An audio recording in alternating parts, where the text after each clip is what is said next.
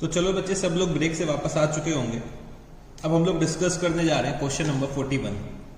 तो question number 41 में मेरे को क्या दे रखा हुआ है, the balance sheet of X Y and Z who were sharing profits in the ratio of 5:3:2 as at 31st March 2018 is as follows. Creditors 50,000 rupees, Employees Provident Fund 10,000 rupees, profit and loss account का balance दे रखा हुआ है 85,000 rupees. तो मैंने इसको underline कर लिया कि ये मेरे को डिस्ट्रीब्यूट करना पड़ेगा। Capitals X 40,000 rupees, Y 62,000 rupees, Z 33,000 rupees. Total capital कितना हो गया 1,35,000 rupees. Cash at bank 40,000 rupees, sundry debtors 1 lakh rupees, stock 80,000 rupees, fixed assets 60,000 rupees. X retired on 31st March 2018 and Y and Z decided to share profits in future in the ratio of 3:2 respectively. The other terms on retirement were goodwill of the firm is to be valued at rupees 80,000. Fixed assets are to be depreciated to rupees 57,500. Make a provision for doubtful debts at 5% on debtors. A liability for claim included in creditors for rupees 10,000 is settled at rupees 8,000. The amount to be paid to X by Y and Z in such a way that their capitals are proportionate to their profit sharing ratio and leave a balance of rupees 15,000 in the bank account. Prepare profit and loss adjustment account and partners capital account. तो बच्चे, profit and loss adjustment account का दूसरा नाम क्या है, revaluation account. तो हमें यहाँ पे रीवैल्यूएशन अकाउंट बनाना है और साथ में पार्टनर्स के कैपिटल अकाउंट्स बनाना है। तो यहाँ पे बच्चे मेरे 3 पार्टनर्स हैं एक्स वाई एंड जेड, जिनका प्रॉफिट शेयरिंग रेशियो दे रखा हुआ है 5:3:2। और यहाँ पे बच्चे एक्स जो है वो फर्म से रिटायर हो रहे हैं ऑन 31st March 2018 और वाई और जेड का फ्यूचर प्रॉफिट शेयरिंग रेशियो दे रखा हुआ है 3:2। गुडविल ऑफ द फर्म मेरे को दे रखी है 80,000 रुपीज और कुछ रिवैल्यूएशन से रिलेटेड एडजस्टमेंट्स दे रखे हुए हैं। और फिर बच्चे मेरे को कैपिटल एडजस्टमेंट दे रखा हुआ है कि the amount paid to X by Y and Z in such a way that their capitals are proportionate to their profit sharing ratio and leave a balance of rupees 15,000 in the bank account. तो ये बच्चे हमारा case number 4 है कि हमें यहाँ पे retiring partner को पेमेंट भी करना है और जो हमारे कॉन्टिन्यूइंग पार्टनर्स हैं वो अपने कैपिटल को in profit sharing ratio maintain करेंगे और साथ ही साथ हमें एक डिजायर्ड कैश बैलेंस चाहिए रुपीज 15,000। तो बच्चे मेरे को यहाँ पे profit and loss adjustment account बनाना है और पार्टनर का कैपिटल अकाउंट बनाना है। तो चलो हम लोग क्वेश्चन नंबर 41 को स्टार्ट करते हैं। तो मैंने यहाँ पे लिखा question number 41, profit and loss adjustment account. Profit and loss adjustment account. तो बच्चे profit and loss adjustment account हमारा रिवैल्यूएशन अकाउंट ही होता है, बस नाम चेंज हो गया। तो हम लोग इसको डेबिट कर देंगे अगर मेरे को दुख होगा और हम लोग इसको क्रेडिट कर देंगे अगर मेरे को खुशी होगी। तो चलो देखते हैं कि रिवैल्यूएशन से रिलेटेड क्या एडजस्टमेंट्स मेरे को दे रखी हुई हैं। तो बच्चे मेरे को बोल रखा है कि fixed assets are to be depreciated to rupees 57,500। तो मेरे को यहाँ पे फिक्स्ड एसेट्स को डेप्रिशिएट करना है, तो मैंने यहाँ पे लिखा टू फिक्स्ड एसेट्स अकाउंट।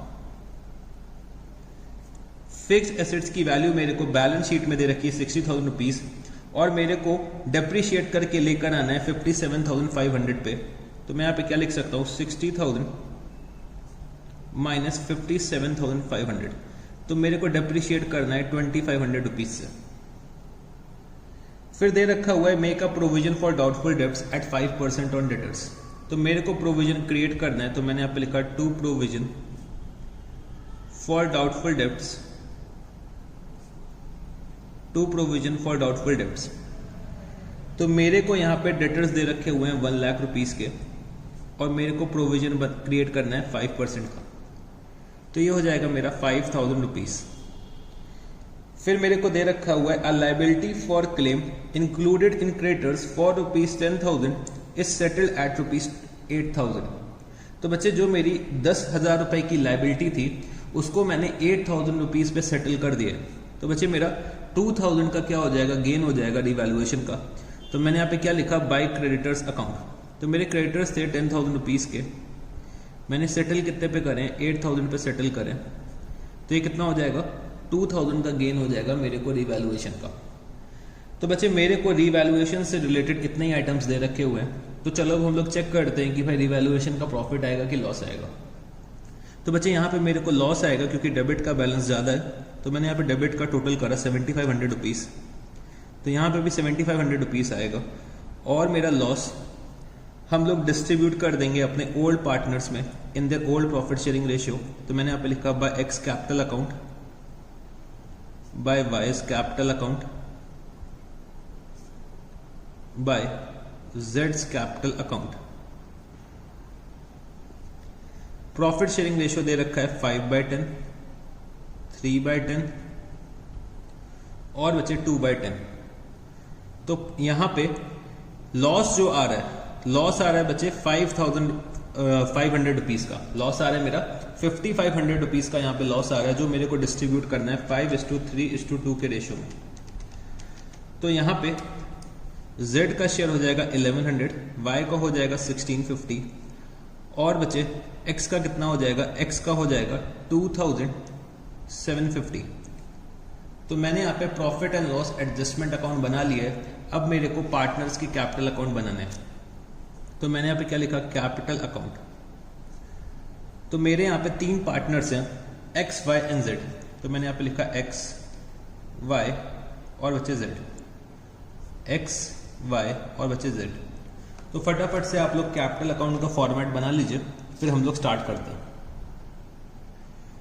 तो आप लोगों ने फॉर्मेट बना लिया होगा, तो चलो हम लोग सबसे पहले यहाँ पे कैपिटल अकाउंट के ओपनिंग बैलेंसेस लिख देते हैं। तो मेरे को ओपनिंग बैलेंसेस क्या दे रखे हुए हैं, तो by balance brought down 40,000 rupees, 62,000 rupees और बचे 33,000 रुपीज। फिर मेरा रीवैल्यूएशन का लॉस आ रहा है, तो मैंने यहाँ पे लिखा to profit and loss adjustment account, to profit and loss adjustment account 2750, 1650 और बचे 1100। तो मैंने यहाँ पे रीवैल्यूएशन का लॉस लिख दिया है। अब बचे मेरे को अपने रिजर्व्स को डिस्ट्रीब्यूट करना है, एक्यूमुलेटेड प्रॉफिट्स को डिस्ट्रीब्यूट करना है, एक्यूमुलेटेड लॉसेस को डिस्ट्रीब्यूट करना है और डेफर्ड रेवेन्यू एक्सपेंडिचर को डिस्ट्रीब्यूट करना है। तो मेरे को सिर्फ और सिर्फ एक्यूमुलेटेड प्रॉफिट्स के बारे में दे रखा है, तो ये मैं अपने ओल्ड पार्टनर्स में डिस्ट्रीब्यूट कर दूंगा। तो by profit and loss account, और ओल्ड प्रॉफिट शेयरिंग रेशियो है 5:3:2 और प्रॉफिट मेरे को दे रखा हुआ है 85,000 रुपीज। तो 85,000 रुपीज मैं डिस्ट्रीब्यूट कर दूंगा 5:3:2 के रेशियो में। तो यहाँ पे Z का शेयर आ रहा है 17,000, Y का शेयर आ रहा है 25,500 और बचे X का शेयर आ रहा है 42,500। तो हम लोगों ने रीवैल्यूएशन का लॉस डिस्ट्रीब्यूट कर दिया, बच्चे अपने एक्यूमुलेटेड प्रॉफिट्स भी डिस्ट्रीब्यूट कर दिया। अब मेरे को यहाँ पे गुडविल का डिस्ट्रीब्यूशन करना है। तो बच्चे गुडविल के डिस्ट्रीब्यूशन के लिए मेरे को एक तो गेनिंग रेशियो पता होना चाहिए। तो यहाँ पे अगर आप लोग देखोगे तो यहाँ पे Y और Z का ओल्ड रेशियो दे रखा हुआ है 3:2 और इनका न्यू रेशियो भी दे रखा हुआ है 3:2। तो इनका ओल्ड रेशियो और न्यू रेशियो क्या है, इक्वल है। तो यहाँ पे इनका गेनिंग रेशियो भी क्या होगा, 3:2 ही हो जाएगा। बच्चे 3:2 इनका ओल्ड रेशियो है, 3:2 इनका न्यू रेशियो है, तो गेनिंग रेशियो भी क्या बन जाएगा, 3:2। तो यहाँ पे X जो है वो फर्म छोड़ के जा रहे हैं, तो मैंने यहाँ पे एक मार्क लगा लिया।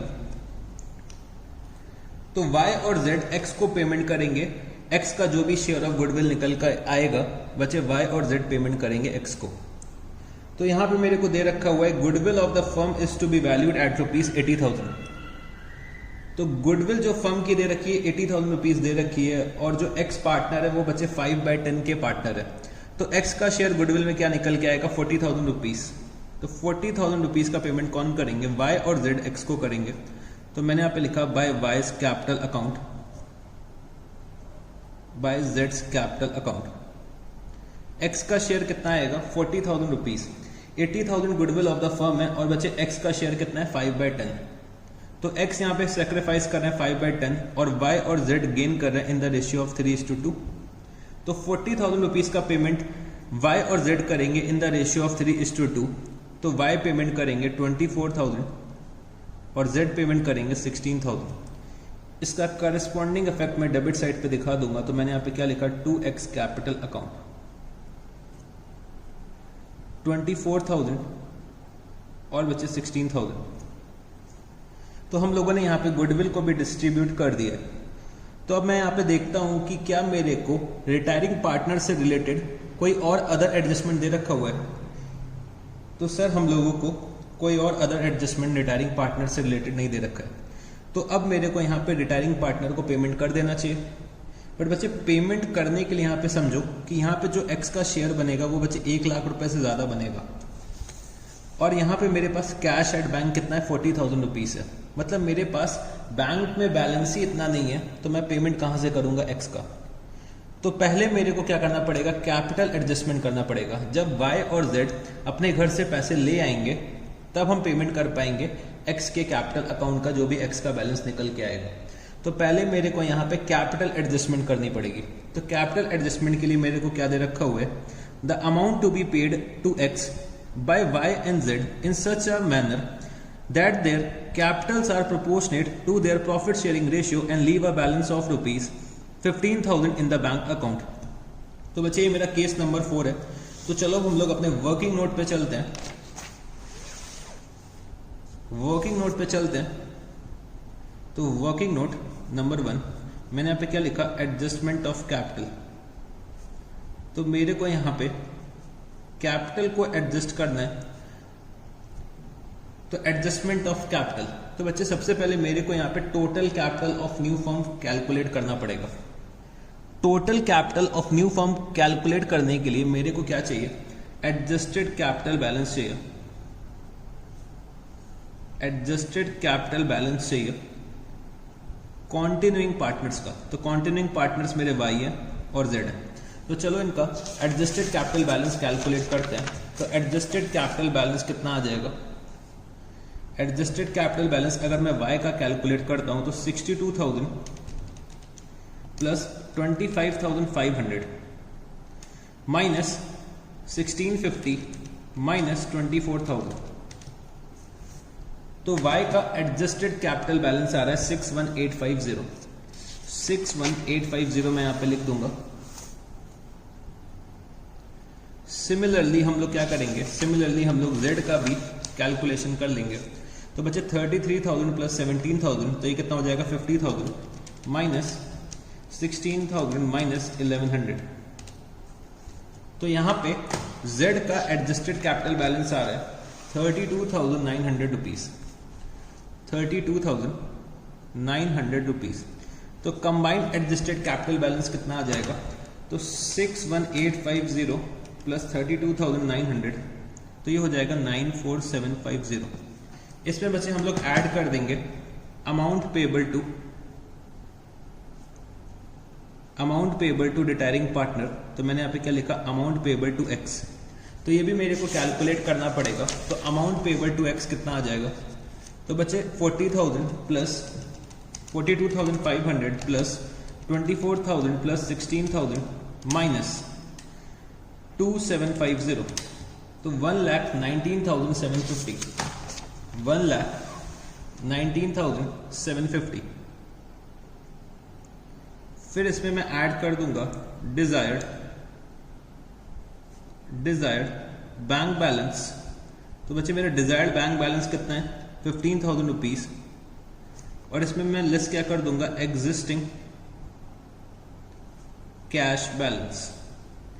तो एग्जिस्टिंग कैश बैलेंस जो मेरे को बैलेंस शीट में दे रखा हुआ है वो है बच्चे 40,000 रुपीज। और बच्चे मैंने यहाँ पे 8,000 रुपीज का पेमेंट करा है। यहाँ पे बच्चे मैंने क्रेडिटर्स का 8,000 रुपीज का पेमेंट करा है। क्या दे रखा हुआ है, a liability for claim included in creditors for ₹10,000 is settled at ₹8,000। तो बच्चे सेटल करा है मैंने, सेटल करा है तो मतलब मैंने उसको पे कर दिया होगा, मैंने उसका क्या करा होगा, पेमेंट कर दिया होगा 8,000 रुपीज का। तो अगर मैंने पेमेंट करा होगा 8,000 रुपीज का तो मेरा बैंक का बैलेंस क्या होगा, 8,000 रुपीज से रिड्यूस हो जाएगा। तो मैंने यहाँ पे लिखा 40,000 माइनस 8,000 रुपीज। तो मेरा एग्जिस्टिंग कैश बैलेंस हो जाएगा 32,000 rupees.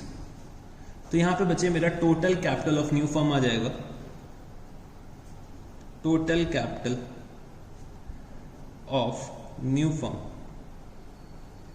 Total capital of new firm. तो अगर हम लोग ऐड करते हैं 94750 प्लस 119750 प्लस 15,000 माइनस 32,000, तो total capital of new firm आ जाएगा 1,97,500।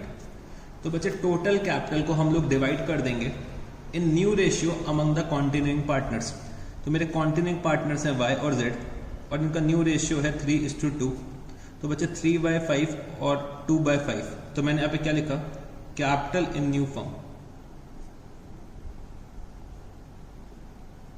तो मेरे को 1,97,500 डिस्ट्रीब्यूट करना है इन द रेशियो ऑफ 3:2।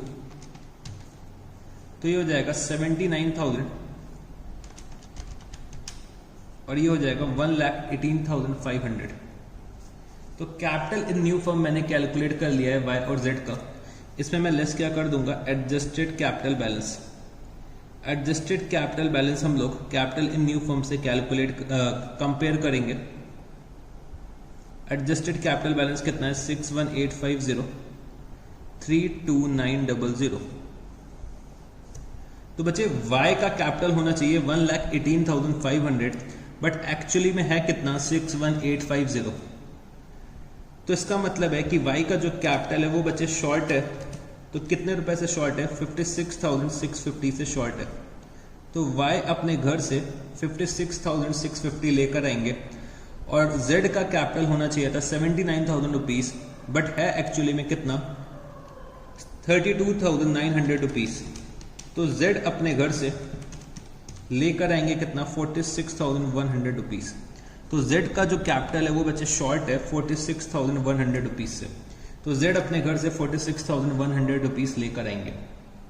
तो चलो अब हम लोग कैपिटल अकाउंट में एंट्रीज पास कर देते हैं। तो मैंने यहाँ पे क्या लिखा होगा, मैंने बच्चे यहाँ पे लिख दिया होगा by bank account, by bank account. तो यहाँ पे y लेकर आ रहे हैं 56650 और z लेकर आ रहे हैं 46,100 रुपीज। तो जब y और z घर से लेकर आ जाएंगे 56650 और बचे 46,100 रुपीज, तब हम लोग x का पेमेंट कर देंगे। तो मैंने यहाँ पे क्या लिखा, टू बैंक अकाउंट 119750। तो बच्चे मैंने यहाँ पे कैपिटल एडजस्टमेंट भी कर दिया है। तो अब मेरे को कैपिटल अकाउंट को बैलेंस करना पड़ेगा और मेरे को बैलेंस कैरीड डाउन निकालना पड़ेगा। तो x का अगर हम लोग टोटल करते हैं तो x का टोटल कितना आ जाएगा, x का टोटल आ जाएगा 1,22,500, 1,22,500। y का अगर हम लोग टोटल करते हैं तो y का टोटल आएगा 62,000 प्लस 25,500 प्लस 56650। तो ये हो जाएगा 144,150, 144,150। और y का कैपिटल कितना भी हम लोगों ने कैलकुलेट करा था 1,18,500। z का अगर हम लोग टोटल करते हैं तो 50,000 प्लस 46,100, तो ये हो जाएगा 96,100, 96,100। और z के कैपिटल का बैलेंस हमने कैलकुलेट करा था 79,000 रुपीज। तो बच्चे हम लोगों ने यहाँ पे पार्टनर के कैपिटल अकाउंट्स भी बना लिए। बैलेंस शीट मेरे को क्वेश्चन में बोल नहीं रखा है बनाने के लिए, बट फिर भी मैं बैलेंस शीट बनाऊंगा। तो ये बच्चे मैं क्या करने जा रहा हूँ, सेवा करने जा रहा हूँ। तो मैंने यहाँ पे क्या लिखा, सेवा। तो ये मैं आपको एडिशनल करा रहा हूँ बैलेंस शीट बनाना। तो बैलेंस शीट मेरे को बनानी है। तो बैलेंस शीट बनाने में मुश्किल से 2-3 मिनट लगता है।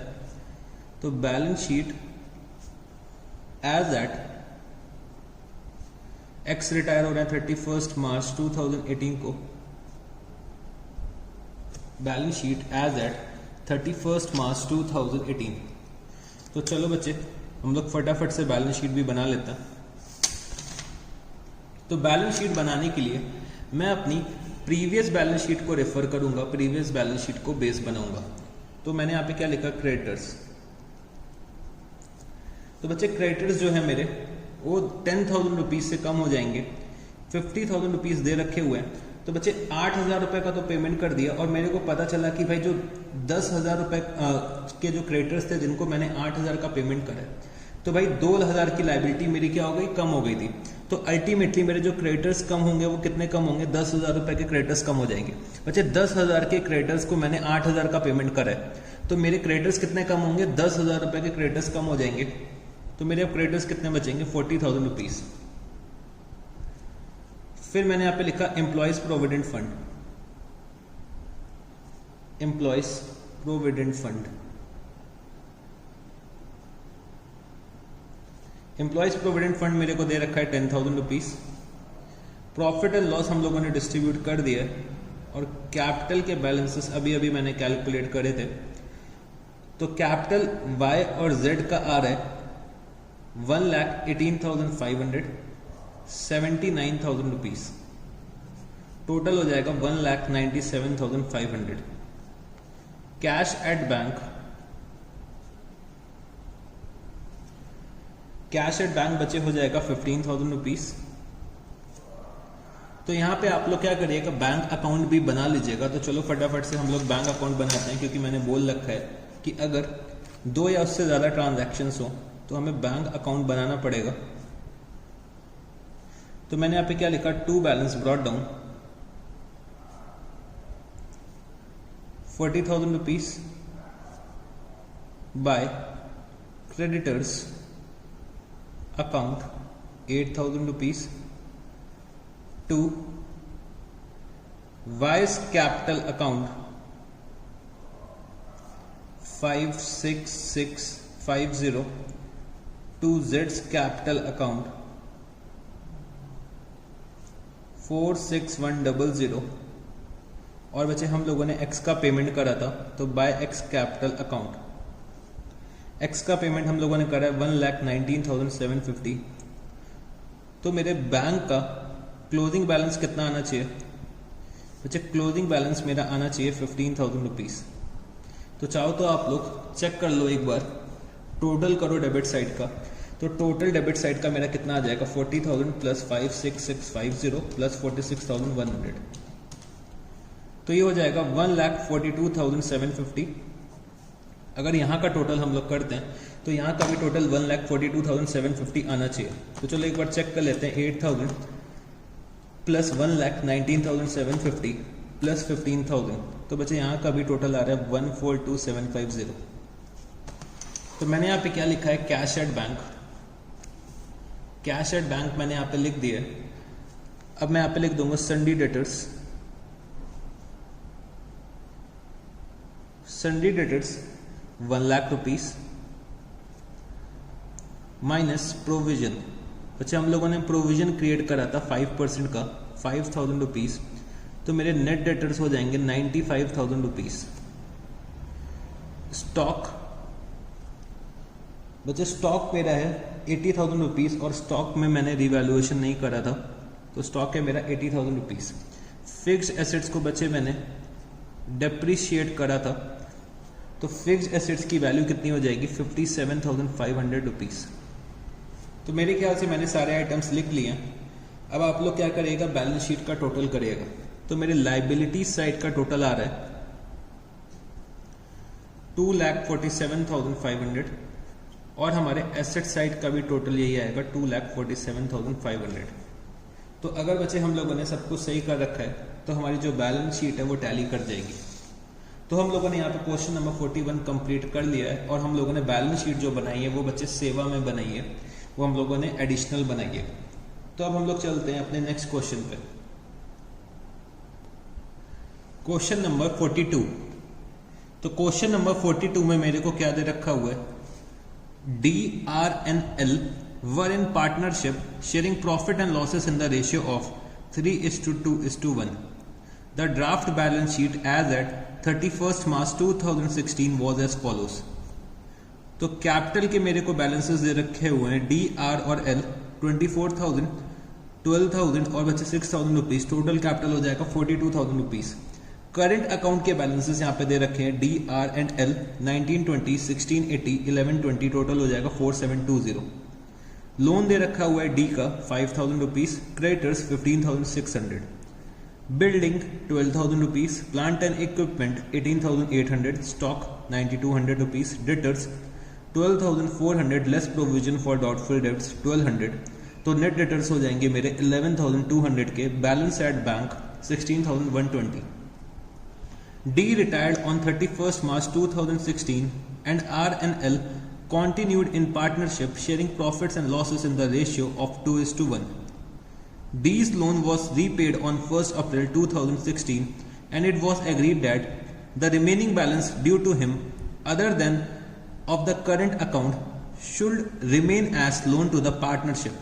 For the purpose of D's retirement, it was agreed that building be revalued at rupees 24,000 and the plant and equipment at rupees 15,800. Provision for doubtful debts was to be increased by rupees 400.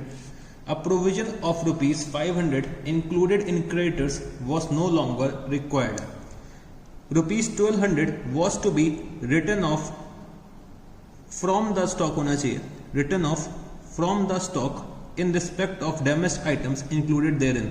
A provision of rupees 4,240 be made in respect of the outstanding legal charges, the goodwill of the firm to be valued at rupees 14,400. और मेरे को क्या दे रखा हुआ है, you are required to prepare revaluation account, capital and current account of the partners, assuming all adjustments are to be made through current accounts, and the balance sheet of R&L as at 1st April 2016. तो बच्चे मेरे यहाँ पे 3 partners हैं, D, R and L, जिनका old profit sharing ratio दे रखा हुआ है 3:2:1. तो बैलेंस शीट में मेरे को कैपिटल अकाउंट के बैलेंसेस दे रखे हुए हैं, करंट अकाउंट के बैलेंसेस दे रखे हुए हैं. तो बच्चे ये लोग फिक्स्ड कैपिटल सिस्टम फॉलो करते होंगे क्योंकि मेरे को यहाँ पे करंट अकाउंट के बैलेंसेस दे रखे हुए हैं. तो फिक्स्ड कैपिटल सिस्टम में हम लोग क्या करते हैं, सिर्फ कैपिटल से रिलेटेड ट्रांजैक्शंस हम लोग कैपिटल अकाउंट में दिखाते हैं, और बच्चे जितने भी मेरे रूटीन नेचर के ट्रांजैक्शंस होते हैं वो हम लोग कहाँ पे दिखाते हैं, करंट अकाउंट में दिखाते हैं. तो मेरे को जितने भी एडजस्टमेंट्स करने पड़ेंगे वो मैं कहाँ से करूंगा, करंट अकाउंट से करूंगा. तो मेरे को यहाँ पे कैपिटल अकाउंट भी बनाने पड़ेंगे, करंट अकाउंट भी बनाने पड़ेंगे पार्टनर्स के. तो डी यहाँ पे मेरे फर्म छोड़ के जा रहे हैं 31 मार्च 2016 को, और R&L ने ये तय किया है कि वो लोग पार्टनरशिप को कंटिन्यू करेंगे इन द रेशियो ऑफ 2:1. तो ये मेरे को न्यू प्रॉफिट शेयरिंग रेशियो दे रखा हुआ है. जो बच्चे डी का ये लोन था वो हम लोग क्या कर देंगे, रीपे कर देंगे 1 अप्रैल को.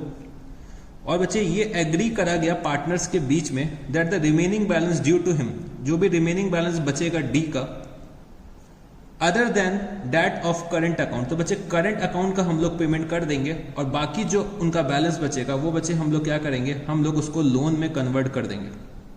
तो इसका मतलब क्या हो गया कि कैपिटल के बैलेंस को सिर्फ और सिर्फ हम लोग क्या करेंगे, लोन में कन्वर्ट करेंगे. क्योंकि यहाँ पे क्या दे रखा हुआ है कि भाई डी के लोन का पेमेंट हो रहा है, तो डी के लोन का तो पेमेंट हो जाएगा 5,000 रुपीज, और यहाँ पे ये दे रखा हुआ है कि भाई हम लोग करंट अकाउंट का भी पेमेंट कर देंगे, जो भी करंट अकाउंट का बैलेंस निकल के आएगा उसका पेमेंट कर देंगे, डी के लोन का पेमेंट कर देंगे, बट कैपिटल का जो बैलेंस बचेगा उसको हम लोग लोन में कन्वर्ट कर देंगे.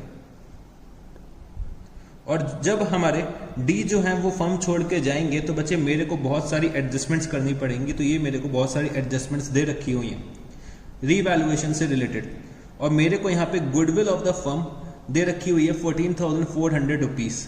और मेरे को यहाँ पे क्या बोला गया है कि भाई रिवैल्यूएशन अकाउंट बना दो, पार्टनर्स के कैपिटल और करंट अकाउंट बना दो, और balance sheet of new firm बना दो. तो चलो बच्चे हम लोग शुरू करते हैं. तो मैं अपने ऑर्डर को फॉलो करूंगा. सबसे पहले मैं रीवैल्यूएशन अकाउंट बनाऊंगा.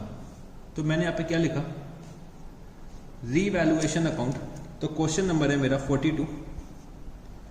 क्वेश्चन नंबर बच्चे मेरा कौन सा है, 42. मेरे को यहाँ पे रीवैल्यूएशन अकाउंट बनाना है, रीवैल्यूएशन अकाउंट. तो रीवैल्यूएशन से रिलेटेड मेरे को क्या क्या एडजस्टमेंट्स दे रखी हुई हैं.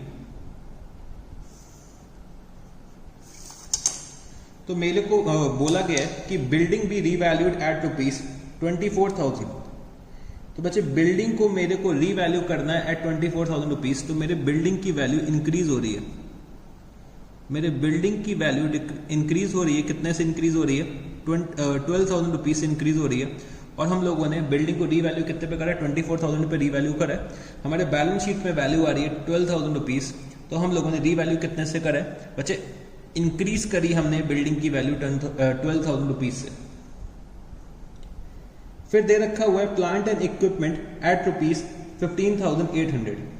तो प्लांट एंड इक्विपमेंट की वैल्यू मेरे को दे रखी है बैलेंस शीट में 18,800 और मेरे को डेप्रिशिएट करके लाना है इसको 15,800 पे। तो भाई मेरे को प्लांट एंड इक्विपमेंट की वैल्यू डिक्रीज करनी पड़ेगी। तो मैंने यहाँ पे क्या लिखा, to plant and equipment 18,800 minus 15,800, तो मेरे को 3,000 रुपए से डेप्रिशिएट करनी पड़ेगी प्लांट एंड इक्विपमेंट की वैल्यू। फिर मेरे को दे रखा हुआ है provision for doubtful debts was to be increase by ₹400। तो बच्चे मेरे को प्रोविजन इंक्रीज करना है 400 रुपीज से। तो मैंने यहाँ पे क्या लिखा, to provision for doubtful debts 400 rupees. फिर दे रखा हुआ है a provision of ₹500 included in creditors was no longer required. तो बच्चे 500 रुपए का एक प्रोविजन था जो हम लोगों ने क्रेडिटर्स में इंक्लूड कर रखा है, बट उसकी अब जरूरत नहीं है। तो मैं यहां पे क्या लिख दूंगा, bye creditors account, bye creditors account 500 rupees. बच्चे मेरे प्रोविजंस कम हो रहे हैं तो मैं क्या करूंगा, क्रेडिट करूंगा रिवैल्यूएशन अकाउंट में। तो प्रोविजंस हम लोगों ने क्रेडिटर्स के बैलेंस में इंक्लूड कर रखे थे, इसीलिए मैंने यहाँ पे क्या लिखा, बाय क्रेडिटर्स अकाउंट। फिर दे रखा हुआ है ₹1200 was to be written off from the stock in respect of damaged items included therein. तो बच्चे मेरे को स्टॉक को राइट ऑफ करना है 1200 रुपीज से, तो टू स्टॉक अकाउंट 1200 रुपीज। फिर दे रखा हुआ है a provision of ₹4240 be made in respect of the outstanding legal charges. तो मेरे को एक प्रोविजन क्रिएट करना है आउटस्टैंडिंग लीगल चार्जेस का 4240 का। तो मैंने यहाँ पे क्या लिखा, to provision for outstanding legal charges 4240। तो बच्चे मेरे को रीवैल्यूएशन से रिलेटेड इतने ही आइटम्स दे रखे हुए थे, तो चलो हम लोग चेक करते हैं कि भाई रीवैल्यूएशन का प्रॉफिट आ रहा है कि लॉस आ रहा है।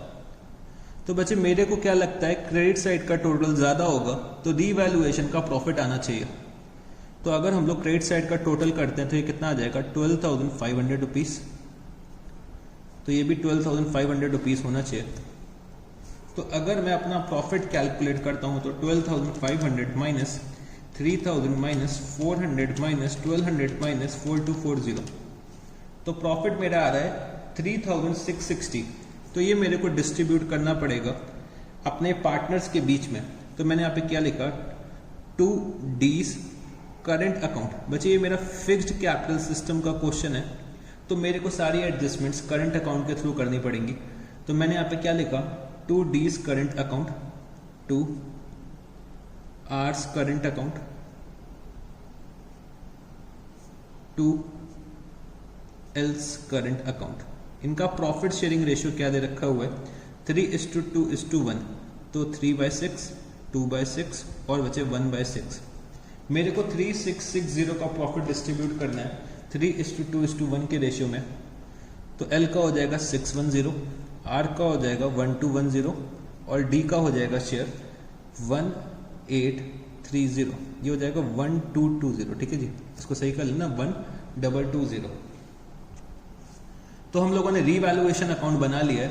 अब हम लोग पार्टनर्स के कैपिटल अकाउंट बनाते हैं और पार्टनर्स के करंट अकाउंट बना लेते हैं। तो मैंने यहाँ पे क्या लिखा, capital account, D, R and L, D, R and L। तो बच्चे फटाफट से फॉर्मेट ड्रॉ करिएगा कैपिटल अकाउंट के। फिर हमें क्या करना पड़ेगा, करंट अकाउंट का भी फॉर्मेट ड्रॉ करना पड़ेगा। तो D, R and L, D, R and L। तो मैंने यहाँ पे कैपिटल अकाउंट में ओपनिंग बैलेंसेस लिख देता हूं पार्टनर्स के। तो D यहाँ पे फर्म छोड़ के जा रहे हैं, तो मैंने यहाँ पे क्या लिखा, by balance brought down, by balance brought down. तो तो बच्चे बैलेंस ब्रॉट डाउन मैंने को कितना करना पड़ेगा, 24,000 रुपीज़, 12,000 रुपीज़ और बच्चे 6,000 रुपीज़। तो मैंने यहाँ पे ओपनिंग बैलेंसेस लिख दिए हैं पार्टनर्स के। अब मैं यहाँ पे करंट अकाउंट बना लेता हूँ। तो मैंने यहाँ पे क्या लिखा, करंट अकाउंट। तो करंट अकाउंट भी मेरे को डी, आर और एल का बनाना पड़ेगा, डी, आर एंड एल। तो फटाफट से फॉर्मेट ड्रॉ कर लीजिएगा, फिर हम लोग स्टार्ट करते हैं। तो बच्चे 3 पार्टनर्स हैं, डी, आर एंड एल। तो फॉर्मेट ड्रॉ कर लीजिए।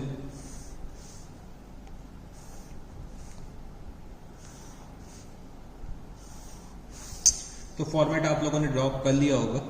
तो मैंने यहाँ पे एक मार्क लगा दिया कि भाई डी जो है वो फर्म छोड़ के जा रहा है। तो मैं यहाँ पे करंट अकाउंट के ओपनिंग बैलेंसेस लिख देता हूं। तो मैंने यहाँ पे क्या लिखा, बाय बैलेंस ब्रॉट डाउन। तो डी का बैलेंस दे रखा हुआ है 1920, आर का दे रखा हुआ है 1680 और बच्चे एल का दे रखा हुआ है 1120। तो मैंने यहाँ पे करंट अकाउंट के ओपनिंग बैलेंसेस लिख दिए। अब बच्चे मेरे को रीवैल्यूएशन का प्रॉफिट ट्रांसफर करना पड़ेगा करंट अकाउंट में। तो मैंने यहाँ पे क्या लिखा, बाय रीवैल्यूएशन अकाउंट। रीवैल्यूएशन का प्रॉफिट आ रहा है 1830, 1220 और बच्चे 610। तो रीवैल्यूएशन का प्रॉफिट हम लोगों ने करंट अकाउंट में ट्रांसफर कर दिया। तो बच्चे रीवैल्यूएशन के बाद मेरे को अपने रिजर्व्स का ट्रीटमेंट करना होता है। तो ना ही मेरे को रिजर्व्स दे रखे हुए हैं, ना ही मेरे को एक्यूमुलेटेड प्रॉफिट्स दे रखे हुए हैं, ना ही एक्यूमुलेटेड लॉसेस दे रखे हैं और ना ही डिफर्ड रेवेन्यू एक्सपेंडिचर की कोई बात कर रखी है क्वेश्चन में। तो बच्चे इसका हमें ट्रीटमेंट नहीं करना होगा। फिर हम लोग आते हैं अपने नेक्स्ट स्टेप पे। तो बच्चे नेक्स्ट स्टेप में हमें क्या करना होता है, गुडविल का डिस्ट्रीब्यूशन करना होता है। तो बच्चे मेरे को यहाँ पे न्यू रेशियो दे रखा हुआ है और ओल्ड रेशियो भी दे रखा हुआ है। तो मेरे को गेनिंग रेशियो कैलकुलेट करना पड़ेगा। तो मैंने यहाँ पे लिखा working note, calculation of gain oblique sacrifice. तो गेनिंग रेशियो हमारा क्या होता है, new ratio minus old ratio. तो मेरे यहाँ पे 3 पार्टनर्स हैं, डी, आर एंड एल। तो डी का न्यू रेशियो हो जाएगा 0, आर और एल का न्यू प्रॉफिट शेयरिंग रेशियो दे रखा है 2:1। तो बच्चे 2/3 और बच्चे 1/3। ओल्ड रेशियो इनका दे रखा है 3:2:1, 3/6, 2/6 और बच्चे 1/6। तो ये हो जाएगा -3/6। यहाँ पे मैं एलसीएम ले लूंगा 6। तो बच्चे 4 - 2, तो ये हो जाएगा 2/6। मैं एलसीएम ले लूंगा 6। तो बच्चे 2 - 1, 1/6। तो आर और एल गेन कर रहे हैं इन द रेशियो ऑफ 2:1 और डी सेक्रीफाइस कर रहे हैं -3/6। ठीक है जी। तो अगर हम लोग डी का शेयर निकाल लें तो the share of goodwill is equal to, तो value of goodwill of firm दे रखी है 14,400 इंटू 3/6। तो डी का शेयर आ जाएगा 7,200 रुपीज, 7,200 रुपीज। तो डी को पेमेंट कौन करेगा बच्चे, आर और एल पेमेंट करेंगे डी को 7,200 रुपीज का इन द रेशियो ऑफ 2:1। तो मैंने यहाँ पे क्या लिखा, by R's current account by L's current account, by R's current account by L's current account. तो पेमेंट करना है 7,200 रुपीज का इन द रेशियो ऑफ 2:1। तो मैंने यहाँ पे लिख दिया 2:1। तो 7,200 रुपीज का पेमेंट 2:1 के रेशियो में अगर करते हैं तो डी का शेयर आएगा 4,800 रुपीज और बच्चे 2,400 रुपीज एल पे करेंगे, 4,800 रुपीज आर पे करेंगे। इसकी करस्पॉन्डिंग एंट्री मैं यहाँ पे डेबिट साइड पे दिखा दूंगा। 2 डीज करंट अकाउंट 4,800 और बच्चे 2,400 रुपीज। तो बच्चे हम लोगों ने यहाँ पे गुडविल का भी डिस्ट्रीब्यूशन कर दिया। तो अब मैं यहाँ पे चेक करता हूँ कि क्या मेरे को रिटायरिंग पार्टनर से रिलेटेड अदर कोई एडजस्टमेंट दे रखा हुआ है। तो अदर कोई एडजस्टमेंट नहीं दे रखा हुआ है, तो चलो हम लोग रिटायरिंग पार्टनर को पेमेंट करते हैं। तो मेरे को यहाँ पे क्या दे रखा हुआ है, डीज loan was repaid on 1 April 2016। तो बच्चे डी के लोन का रीपेमेंट हो रहा है and it was agreed that the remaining balance due to him other than of the current account should remain as loan to the partnership. तो इसका मतलब क्या हो गया कि हम लोग यहाँ पे डी के लोन का पेमेंट कर रहे हैं और बच्चे करंट अकाउंट के बैलेंस का पेमेंट कर रहे हैं। तो यहाँ पे अगर हम लोग करंट अकाउंट का बैलेंस निकालते हैं डी का तो कितना आ जाएगा, तो मैंने यहाँ पे लिखा टू बैंक अकाउंट। तो डी के करंट अकाउंट का बैलेंस का पेमेंट हो रहा है, तो अगर हम लोग डी के करंट अकाउंट के बैलेंस को कैलकुलेट करते हैं तो कितना आ जाएगा, 1920 प्लस 1830 प्लस 7200। तो डी के करंट अकाउंट के बैलेंस का पेमेंट हो जाएगा जो आ रहा है 10950। 10950 का पेमेंट हो जाएगा डी को, और साथ ही साथ डी के लोन का भी रीपेमेंट हो जाएगा जो 5000 रुपीज का था। तो 10950 का मैंने यहाँ पे पेमेंट दिखा दिया। अब बचे मेरे को यहाँ पे करंट अकाउंट के बैलेंसेस निकालने होंगे अपने कॉन्टिन्यूइंग पार्टनर्स के। तो यहाँ पे अगर आप लोग देखोगे तो भाई डेबिट का जो टोटल होगा वो ज्यादा आएगा इन कंपैरिजन टू क्रेडिट का टोटल। तो करंट अकाउंट के यहाँ पे डेबिट बैलेंसेस आएंगे। तो मैंने यहाँ पे क्या लिखा, 4800 2400 रुपीज, 4800 और बचे 2400 रुपीज। मैंने यहाँ पे क्या लिखा, by balance carried down, by balance carried down. तो अगर हम लोग बैलेंस कैरिड डाउन निकालते हैं तो 4800 माइनस 1680 माइनस 1220, तो ये आ जाएगा मेरा 1900 रुपीज। और अगर हम लोग एल का कैलकुलेट करते हैं तो 2400 माइनस 1120 माइनस 610, तो यहाँ पे एल का बैलेंस आ रहा है 670।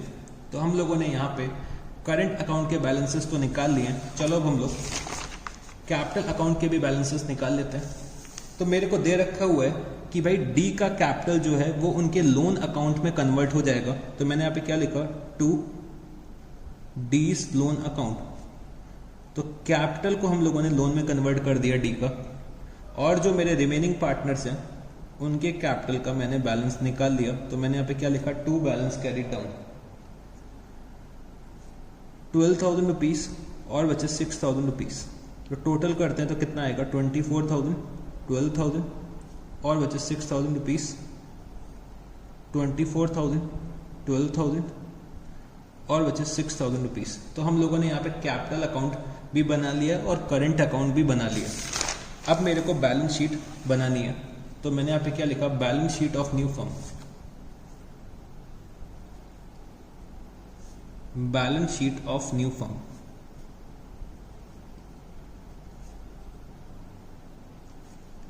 As at 1 April 2016। तो चलो बच्चे हम लोग फटाफट से बैलेंस शीट बना लेते हैं। तो balance sheet as at 1 April 2016। तो मैंने यहां पे लिखा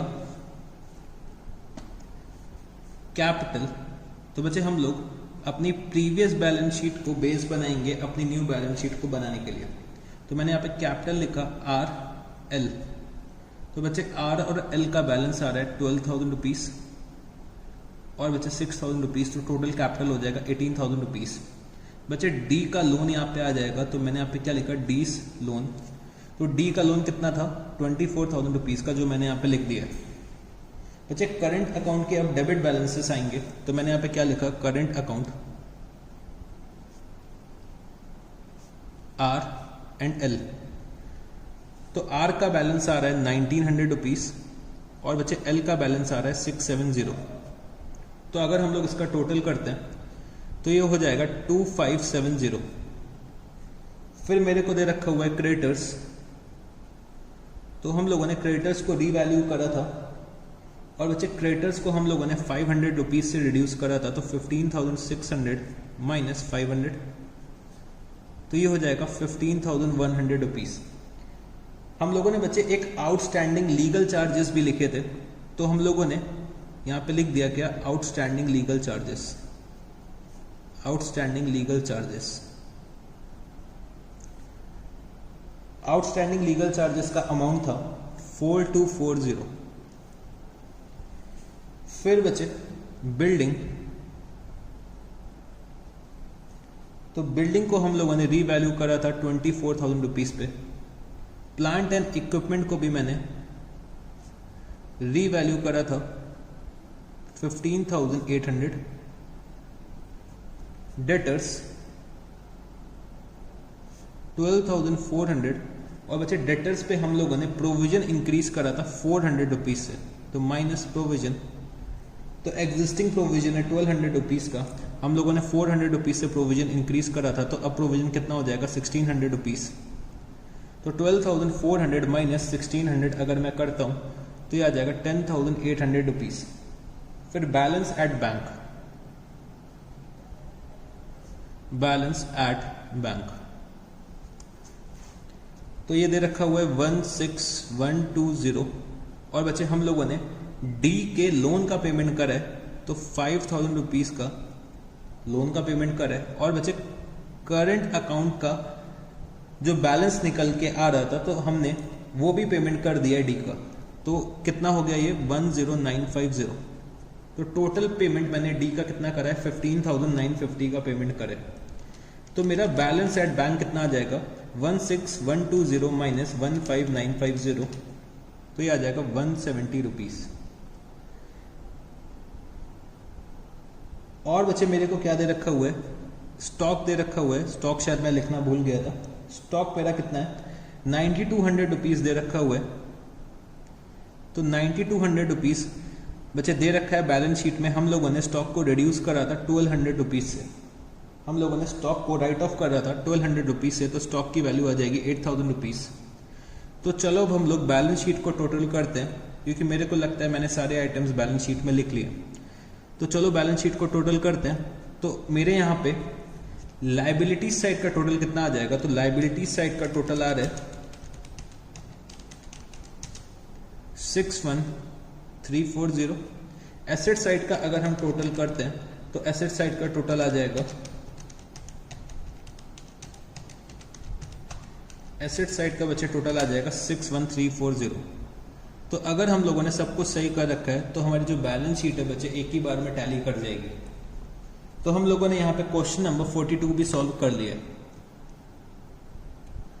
तो ये क्वेश्चन जो बच्चे था ये बाकी क्वेश्चन से थोड़ा अलग था, क्योंकि यहाँ पे करंट अकाउंट मेरे को बनाने थे। तो मैंने आपको एक करंट अकाउंट का भी क्वेश्चन करवा दिया है कि करंट अकाउंट अगर हमें बनाने के लिए आ जाए तो हम लोग कैसे क्वेश्चन सॉल्व करेंगे। तो हम लोगों ने अपने कैपिटल एडजस्टमेंट्स को भी कंप्लीट कर लिया और बच्चे मैंने अपने ऑर्डिनरी क्वेश्चंस को भी कंप्लीट कर लिया। एक मैंने आपको करंट अकाउंट का भी क्वेश्चन करवा दिया। तो बच्चे फिर आज के लिए हम लोग इतना ही रखते हैं। तो आज हम लोगों ने काफ़ी कुछ कंप्लीट कर लिया। अब बच्चे जो मेरा नेक्स्ट लेक्चर होगा रिटायरमेंट का, वो लास्ट लेक्चर होगा। तो उसमें मेरे को सिखाना है आपको कि भाई पार्टनर्स के लोन अकाउंट कैसे बनाए जाते हैं। तो पार्टनर्स के लोन अकाउंट की बातें मेरे को नेक्स्ट क्लास में करनी होंगी। और रिटायरमेंट ड्यूरिंग द ईयर अगर होता है हमारे पार्टनर का, तो उन क्वेश्चंस को हमें कैसे सॉल्व करना होगा, तो ये भी मैं आपको नेक्स्ट क्लास में सिखाऊंगा।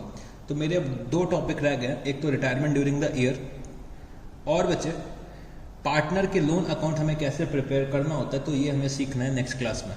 तो इतना टास्क हम लोग नेक्स्ट क्लास के लिए रखते हैं और नेक्स्ट क्लास में जो हमारा रिटायरमेंट का टॉपिक है वो बच्चे फिनिश हो जाएगा। तो आज के लिए हम लोग इतना ही रखते हैं। तो सर आज के हम लोगों को कुछ होमवर्क नहीं मिलेगा, तो चलो बच्चे यहाँ पे आप लोग मेरे साथ होमवर्क नोट कर लीजिएगा। Homework question number 37, 38, 40।